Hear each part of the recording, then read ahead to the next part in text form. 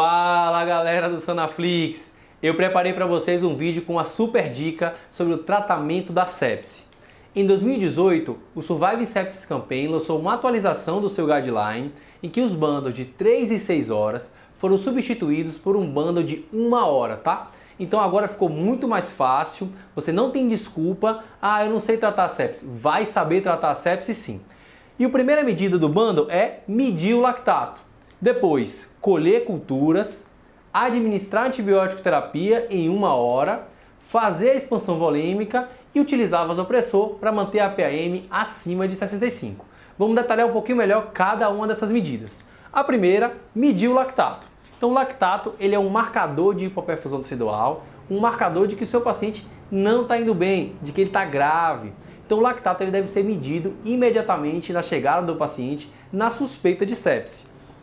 Ele é um excelente marcador prognóstico também, então se o seu lactato está alto, a probabilidade de seu paciente morrer é maior.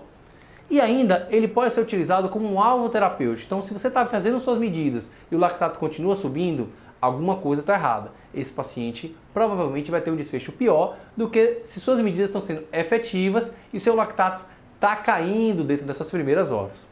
Um bom alvo terapêutico é mirar um lactato menor do que 2 mmol por litro ou uma queda de 20% do valor do lactato nas primeiras 6 horas. Isso quer dizer que se seu paciente tem um lactato alterado na medida inicial, você deve repetir a medida do lactato dentro das primeiras 6 horas. Segundo ponto aqui, coleta de culturas. A sua cultura deve ser colhida imediatamente após a suspeita de sepse, de maneira rápida e de modo a não atrasar a antibiótico terapia.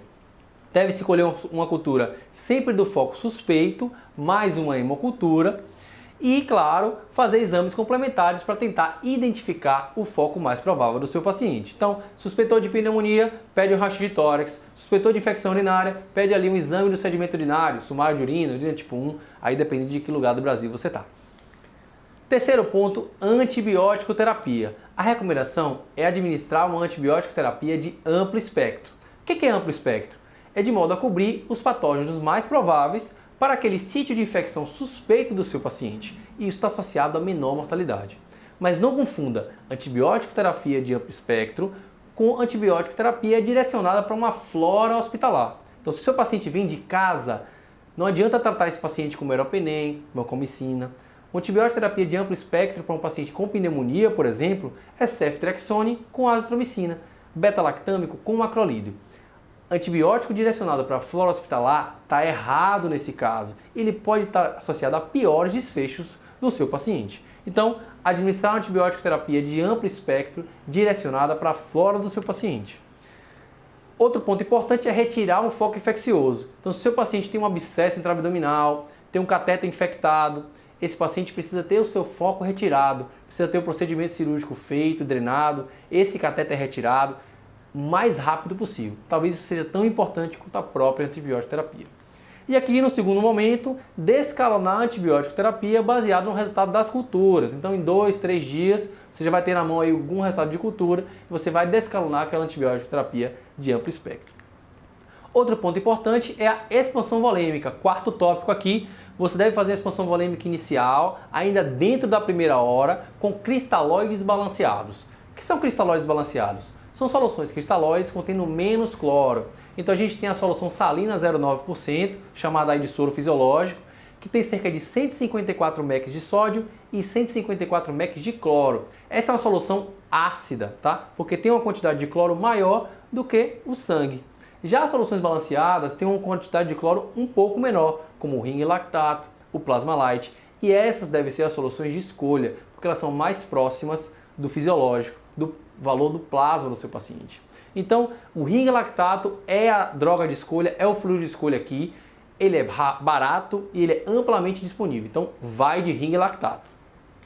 Outro ponto importante é, quanto eu devo fazer de expansão volêmica? A recomendação é que nessa fase inicial você faça 30 ml por quilo para o seu paciente. Isso vai dar aí mais ou menos 2 litros no paciente de 70 quilos, mas você não precisa fazer esse volume todo dentro da primeira hora. Então fez 500, o paciente não respondeu, faz mais 500 e liga o vasopressor o mais rápido possível. Você vai ligar o vasopressor ainda na veia periférica, é isso mesmo, ainda na veia periférica, de modo a manter uma PAM acima de 65, tá? Então não precisa esperar aquela expansão volêmica toda para iniciar o vasopressor. Talvez isso seja o que tenha ficado mais claro nesse novo bundle agora de 2018. Então a recomendação é vasopressor para PAM maior que 65. E qual é a droga de escolha? É a noradrenalina. A noradrenalina é uma amina vasoativa que ela age no receptor alfa-1 e beta-1, então ela faz vasoconstricção e aumenta um pouquinho ali o débito cardíaco. E ela é a droga de escolha no paciente em choque séptico. Como fazer a noradrenalina? Dica prática aí para vocês. Eu costumo fazer uma solução com 4 ampolas diluídas em 250 ml de soro glicosado. Primeiro, por que soro glicosado? Porque o soro fisiológico, como a gente já viu, é uma solução ácida, contendo um nível de cloro alto e, portanto, é ruim para as aminas vasoativas que não funcionam bem no pH ácido. Então, utilize o soro glicosado. 250 de soro glicosado, 4 ampolas de noradrenalina, isso vai dar uma solução mais ou menos 64 microgramas por ml. E aí fica fácil. Por quê? Porque você pode, num paciente de 70 quilos, simplesmente dividir a velocidade de infusão pelo peso do seu paciente e assim achar quantos microgramas por quilo por minuto ele está usando. Vamos fazer isso na prática. Então, um paciente de 70 quilos está usando 7 ml hora de noradrenalina. Qual é a dose que esse paciente está fazendo? Simples. 7 dividido por 70, 0,1 microgramas quilo minuto, tá? Então, é uma solução que fica mais fácil aí para você utilizar na prática. Então, esses eram os 5 tópicos que eu queria mostrar para vocês. O primeiro, medir o lactato. Depois, colher culturas. Terceiro, administrar antibiótico terapia, isso tudo na primeira hora. Quarto, expansão volêmica inicial. Começar a expansão volêmica ainda na primeira hora, mas não precisa esperar tudo. Inicie o vasopressor precocemente para manter a PAM acima de 65.